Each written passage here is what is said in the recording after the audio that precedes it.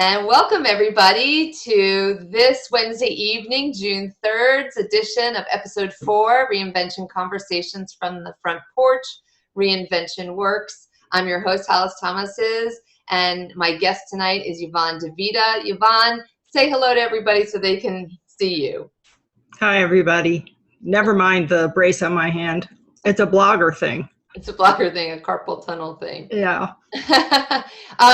Just for those people who are coming back but may have not been logged in a couple of weeks, we are shortening this web series to a half an hour of interview with about 5-10 minutes of Q&A. So I'm going to keep us on time so that you know Reinvention Works is a platform to empower people and businesses to take full advantage of and control of their next future by bringing them tools, information, resources, and actionable decision making. So we're using our webcast to educate, inspire, inform, and instruct. And you are being recorded, and this will be posted live online in due course. I hope that you are comfortable. We're going to start our evening by describing the wines that we're drinking. I decided, because it's cold and overcast here in not sunny Delaware for this evening, I'm going to have a yummy red. This is from the Columbia Valley region of Washington State, one of my favorite places, Walla Walla, Washington. It's Gramercy Cellars. It's called The Third Man. It's a red blend. And Gramercy Cellars is a winemaker that happens to also be a college alum. I don't know this person of mine from Cornell, so we had to go and support them. And the wine is a big, yummy red, also heavy, 14.5% alcohol. Price point is somewhere in the $30 range, I think, and it's delish. Is it dry or is it? No, it's juicy and fruity and full-bodied and all right. But easy to drink with anything, not food or not food. Excellent. So yeah, I'm drinking the usual, which I get picked on for. It's a White Zin, barefoot, cheapy, probably $10. But I like it. I'm sorry, I like it. I drink it. Does the job for me. First of all, it's the front porch, so you're going to drink more than one glass when you're sitting there talking to yourself on the front porch. Well, then I'll really burst out into, I don't know, hives maybe. I don't know. But I'll tell you, Hollis, I'm so excited to be here because I love the concept of your next future. It just appeals to me so much. You and I have talked about this, and it just means so much to me because the art of reinvention is something that I'm very familiar with. Well, when you and I first met each other online, and just for everybody's benefit, Yvonne and I go back quite a ways. We did meet online. We met online before the days of social media or official social media. Yeah, exactly. Probably through an email listserv or something like that. Or I think it was an introduction, but an email introduction. So we were all in flat text. And we had very little, we still had the internet and maybe webmail, but we didn't have all the visual tools that we have now. Right. And back then, I think you were strictly in the publishing business. Yep. And I was strictly in the digital marketing business. And now, not that you're not into publishing and I'm not into digital marketing, but we really kind of have moved on and we have different incarnations. So since we have launched right into the past history, why don't you tell folks a little bit about yourself in 5 minutes or less? In 5 minutes or less. Okay, let's see how fast I can talk. That should be up to my daughter because she's the fast talker. But for the purposes tonight, let me just put it out there. I wrote a book. I didn't like the way it was managed, so I started a publishing company. Now, that was part of my first reincarnation from, as many people experience, from being an employee to being self-employed. And having this publishing company taught me so many things about digital and non-digital, about print and digital, in page layout and book design and cover design. Mind you, I didn't do those. I was the editor and I was the person that worked with the authors on creating their book. And the editor or the page designer, see, I've already had too much. The page designer was Tom, my husband, and we hired a proofreader, we hired a cover designer. And so basically we had this publishing business where we worked with small business owners, mostly women, on getting their book published. And the concept was book as business card, because we really believed in that. It wasn't a matter of I'm going to become a best-selling author. It was a matter of what can I take to speaking engagements and what can I use as a representative of me. So lo and behold, we started a blog. Why? Okay. There comes the blog. Tom said there's no reason to do a newsletter. He was studying in college to get a master's degree in digital marketing, intersecting the tech department and the marketing department. And he said blogs are all the thing. And at that time, 2004, and I remember saying, I have no idea what that is. Help me start a newsletter. Well, the newsletter never happened, Hollis. So I said, let's do a blog. And that's how lipsticking began. Now we have a blog. I'm having a ball. I'm going on the blog talking about women in business, marketing to women, how all of the tenets of blogging, the internet, and social media that was up and coming at the time are important to women. And it just was a fit. It just felt good. And that was my second reincarnation.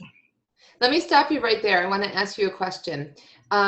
Did you ever hesitate in embracing what was such a new technology and frankly still intimidates people? Like, were you just comfortable with the medium, and was it because Tom was involved?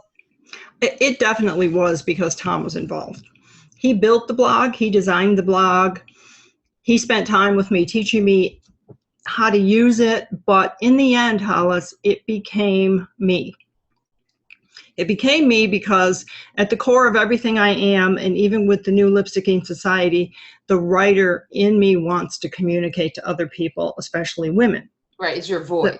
Yes, it was me. It gave me the voice that I was hoping to have, and it helped me give other women a voice.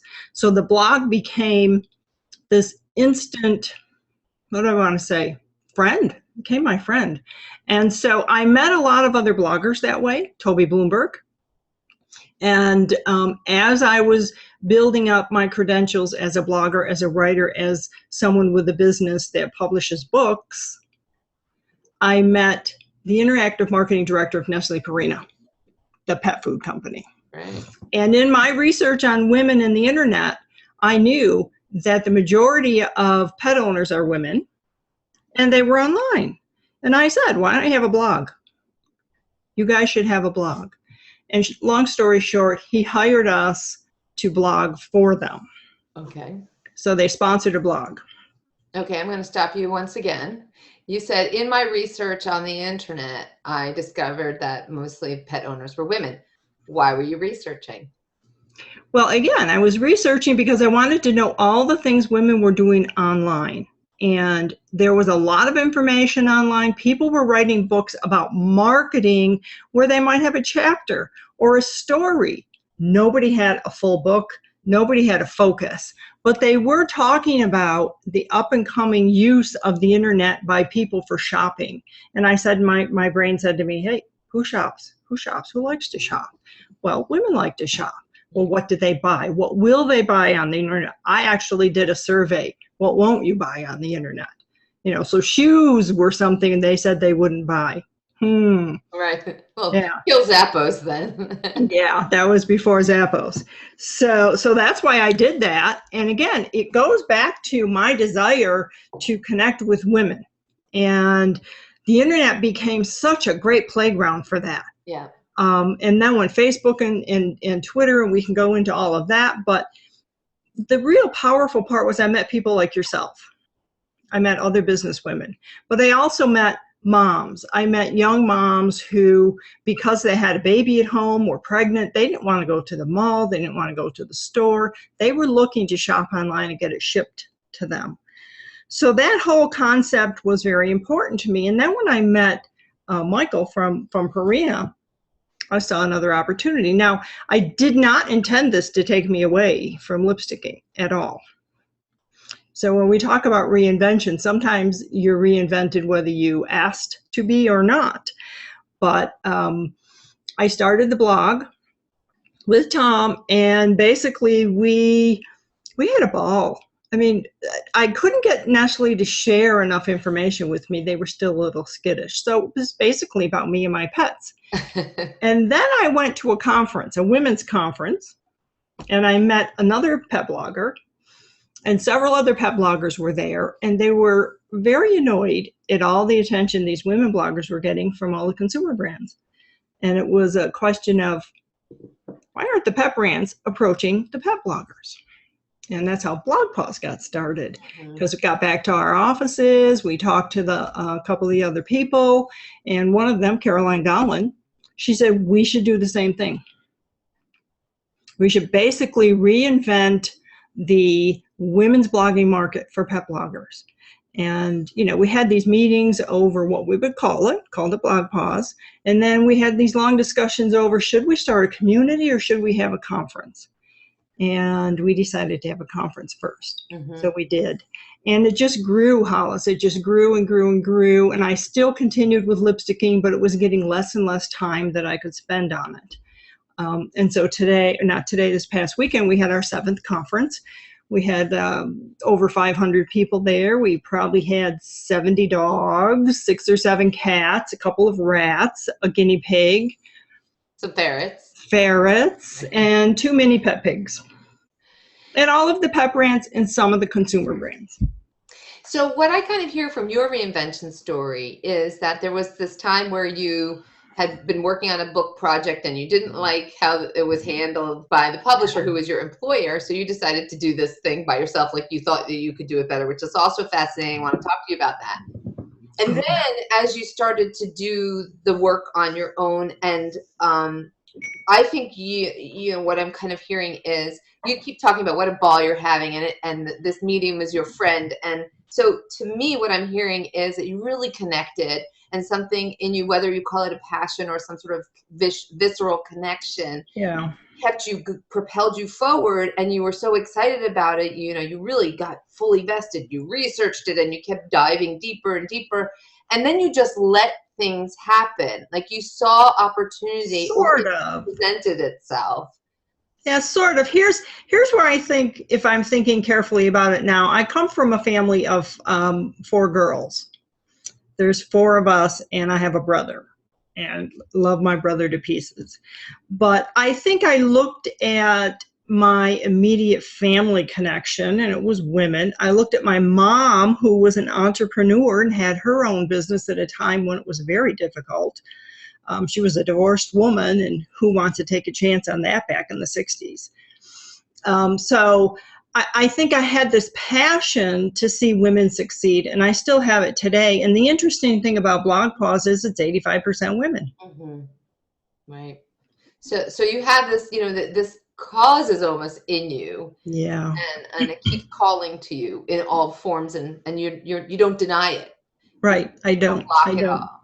I actually have, a couple years ago, I thought I should write another book. The first book I wasn't employed by the publisher. I had hired the publisher to handle my book, and I didn't like the way they did it. And then I thought I'll write another book about reinvention and about the fact that it's possible at any age. And I will tell you that I since have discovered this book, The Art of Work by Jeff Goins, and it's basically about the same thing. It isn't exactly how I might do it, and I might still write that book someday, but he's talking about the fact that people come to a realization at some point in their lives, whether it's once, twice, or half a dozen times, that what they're doing isn't what they want to do or what they should be doing. And you and I have talked about the fact that that doesn't necessarily mean that you're going to do something so entirely different. It could be, but it also could be you're just refining the passion and the purpose that you have in life. And that's how I feel that I'm operating. So I feel that I got to do Blog Pause because it was important, because there is part of me that is passionate about pets, by the way. I was a veterinary technician in a previous life. We'll talk about that part.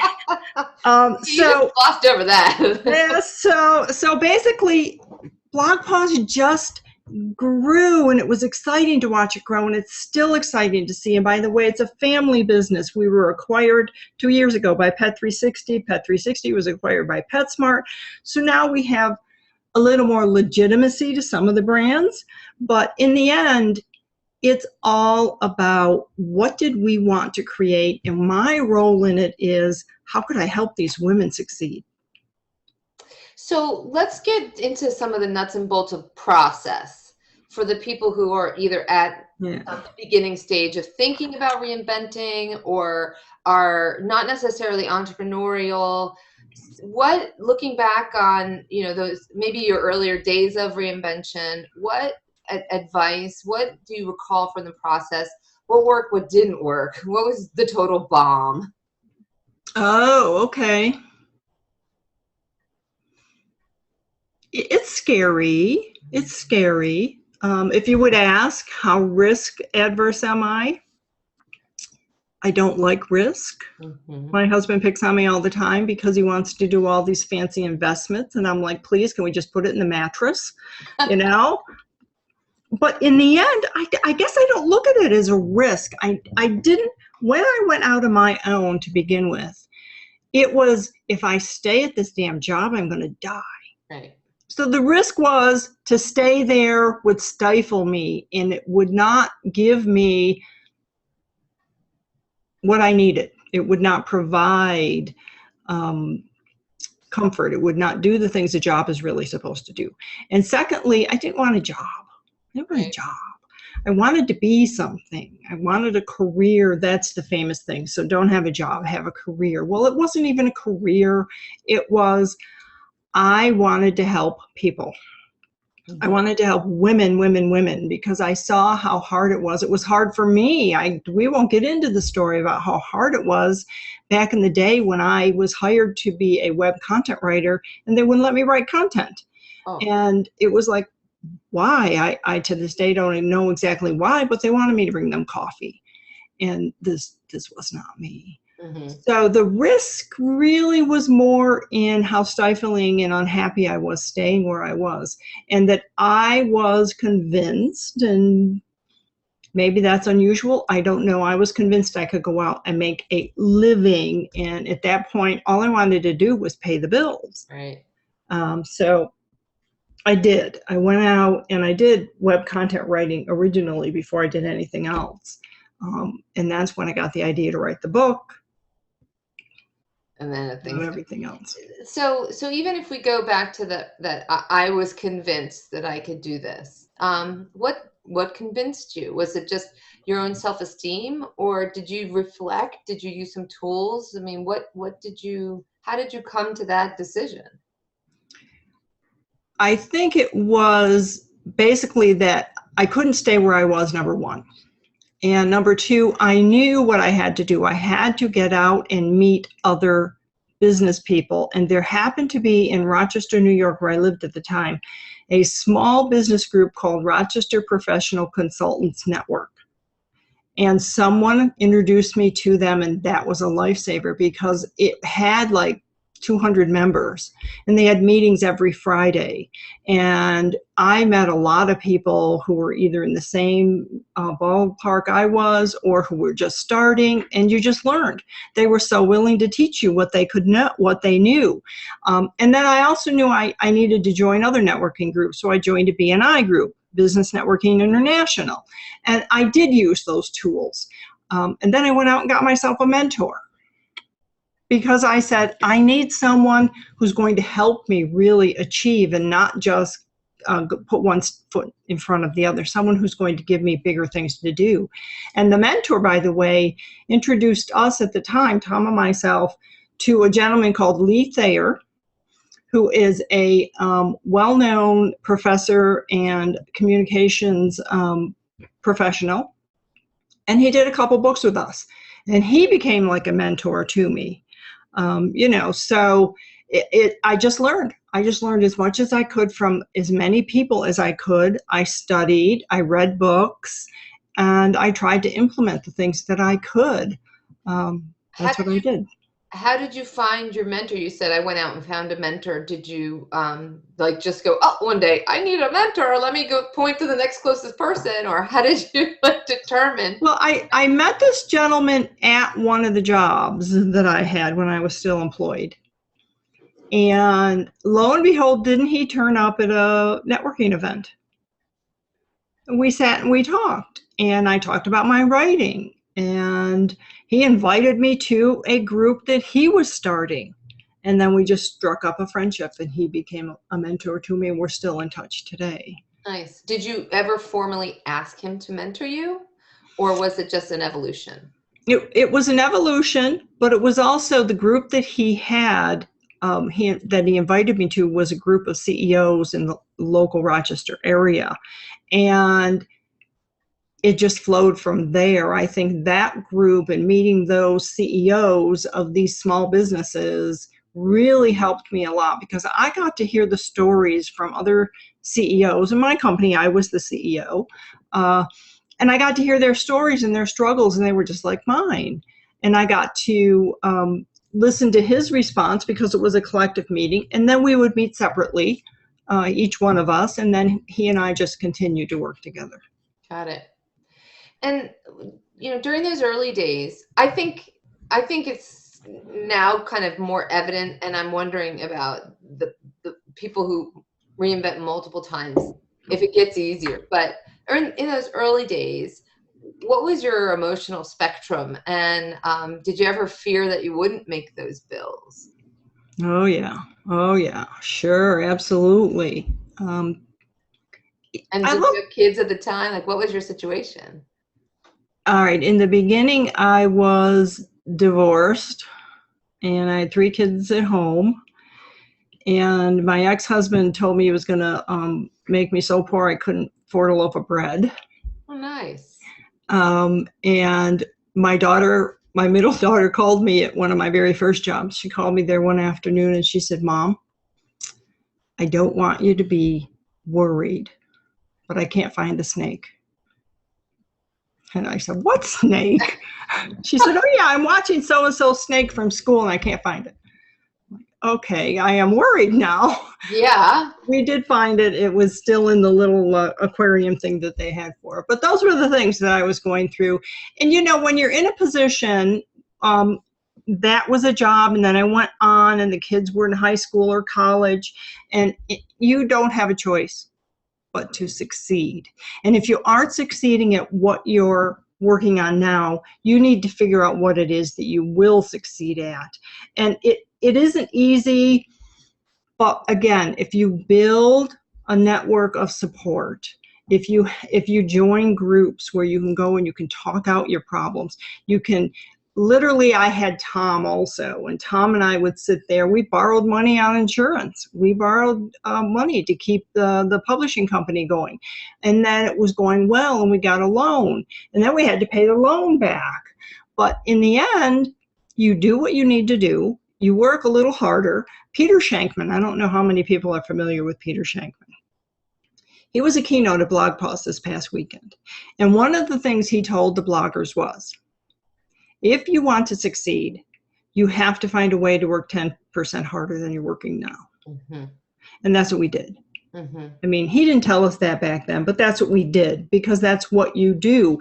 Then you figure out how you're going to take the success when you have it and build it into something else. And it's hard. It's really hard, but it's also fun. It's also fulfilling. It's also purposeful. And that's why I continue doing it. Yeah. I'm wondering if you have any insight for folks who haven't quite figured out what it is that they want to pursue next. They know that they're either miserable where they are, or that they're not miserable, but it's not what they wanted to do. Now's the time to change. Well, how do you identify that next thing for you? That's a really good question, and a really difficult one. And I would say, what gives you joy? It's interesting.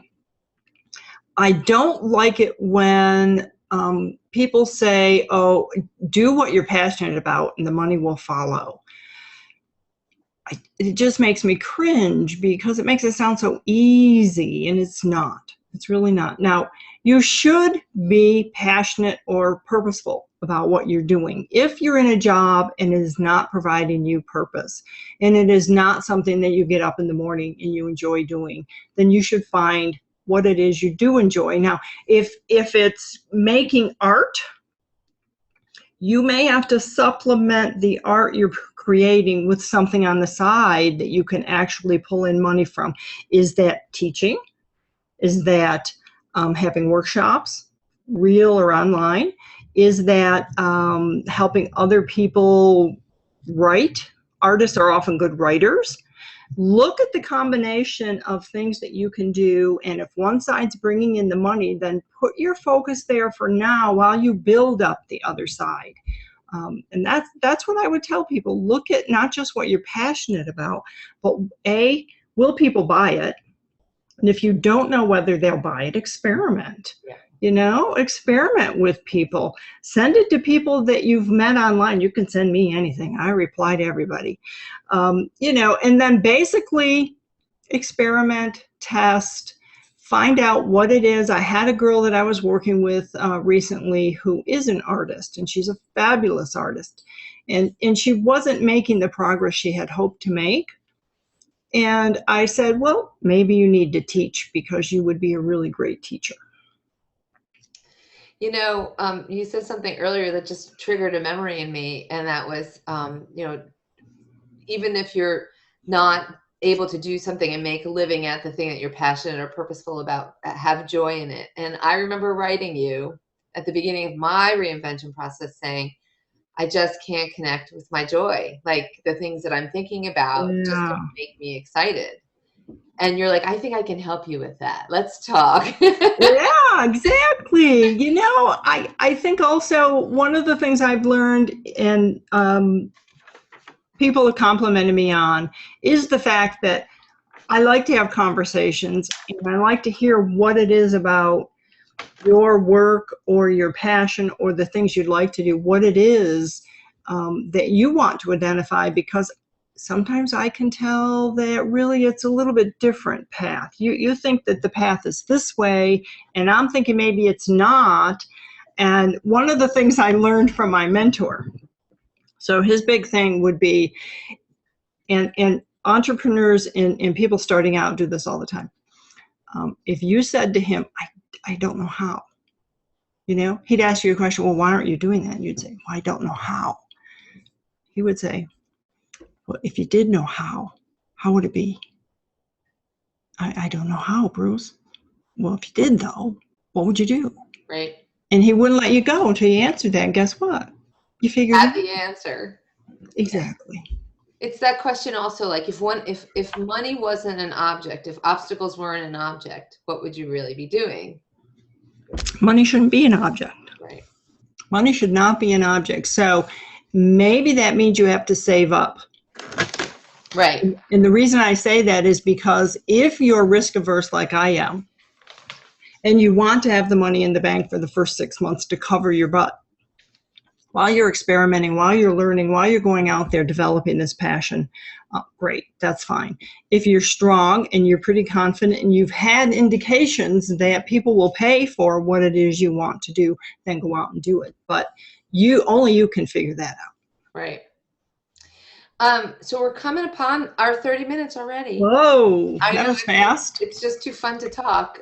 So I want to ask you to, before I open the floor up, and everybody who's listening, the way to pose a question is you'll move your mouse down to the bottom of the window screen that we're looking at, and there'll be something that says Q&A. You can type your question in there. But before we close our conversation, can you give the folks some maybe 2 to 3 specific takeaways or recommendations on what they can do to get their reinvention process started?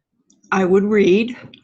There's a ton of really great information. You read blogs, you read books, look on Facebook at the people you admire, see who they are connected to and who they're reading. And so do a lot of reading, take notes. I'm already writing down a lot of notes in this book. we met him, by the way. He was in Tennessee during the conference, and he came, and we got to meet him in person. So read and learn and study. Never stop learning. I met someone recently who said, well, I'm so important, I don't have to do any of that stuff. And I said, well, patted this person on the head and said, well, you go right out there and, burn up the world, because it's not true. You have to be in learning mode at all times. At all times. Never think you know the answer, because there's always, like Tom says, if you think you have the answer, you haven't read your email today. So in the end, you need to keep learning. You need to keep studying. I think you should also be brave and reach out to those people who interest you. Take that step forward. Ask them a question, connect with them. As I said, people write to me all the time, and then they're surprised when I write back or call them on the phone. And it may not happen today if you write. It may not happen till tomorrow. But I try to get back to people. So don't be afraid of that. Reach out to people, make friends, and then help someone else. So take time to help someone else, because someone else is struggling even harder than you are. What a beautiful way to close. I love that last piece of advice, actually, because especially when you're going through a process that's difficult, sometimes you don't have a lot of gratification from doing it, but you get gratification from helping somebody else, which makes you feel good. It gives you the energy to carry forward to the next day to do what you have to do for yourself. So I mean, when we were publishing books and people were paying me to help them with their story, it was like the greatest thing in the world. And granted, I gave 120% because I just didn't think I could do otherwise. These were fantastic stories, and I just wanted to make sure it was done right. That's wonderful. So Yvonne, I'm going to open the floor up for our folks here to see if they have any questions. And of course, if they don't, I've got a couple more for you. Okay. And then we'll let everybody off the hook and out of here in the next 5 to 10 minutes. Does anybody have any questions? You can go to the Q&A icon at the bottom of your screen and type that into the box, and then we'll read it out to Yvonne. I'll give you a couple of seconds. Yvonne, while people are contemplating that, if you could reinvent yourself as anybody, past or present, who would it be? If I could reinvent myself as anybody, Audrey Hepburn. And why? Because she did so many fantastic things. I mean, she was a great actress and she made many great films, but then she went on to be part of UNICEF, and she never looked back. And she was just the epitome of getting out there to help. I just admire her. Or Katharine Hepburn. So the Hepburns, I just admired them. Yeah, great. Hey, anybody have any questions? I don't see any questions. We're going to get out of here early. And I have to say, Hollis, that I tend to flush like this on a regular basis when I speak. And in the beginning of my my reinvention in these various forms, I would be asked to speak, and I would be very afraid. It would be like, I'm going to get in front of people and I'm going to flush. And then one day I said, I don't care. And I don't. Sometimes I do flush. Yeah. And sometimes I don't. And it just became something that was holding me back. And I gave it up. And I said, whatever.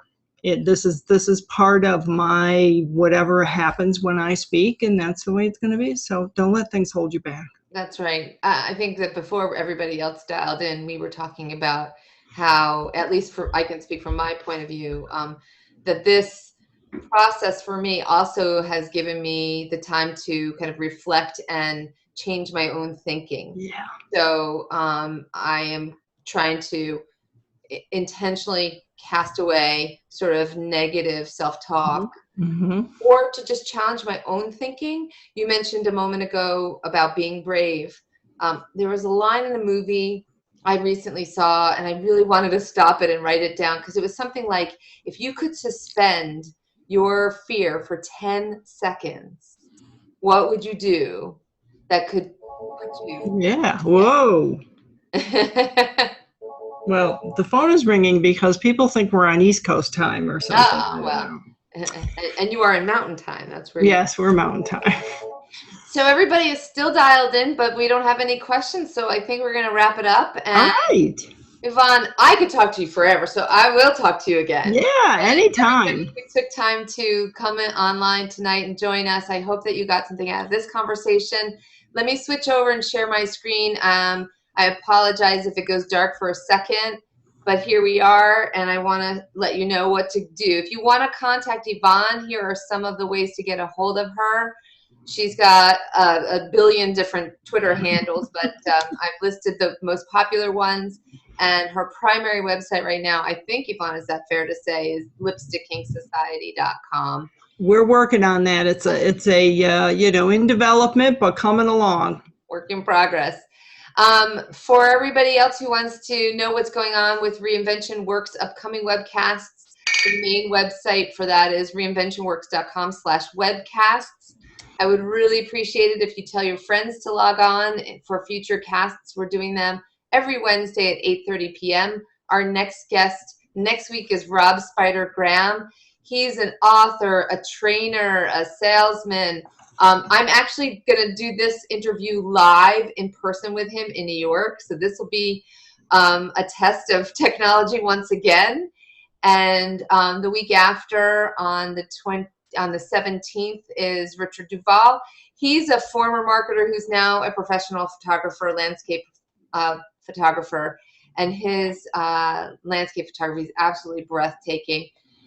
If you want to send me feedback, I'd love it. Some of the improvements we've made have come from your feedback. You can send it to webcasts@reinventionworks.com. If you know me from anything else, you're more than welcome to text, email, call me, whatever. I'm open.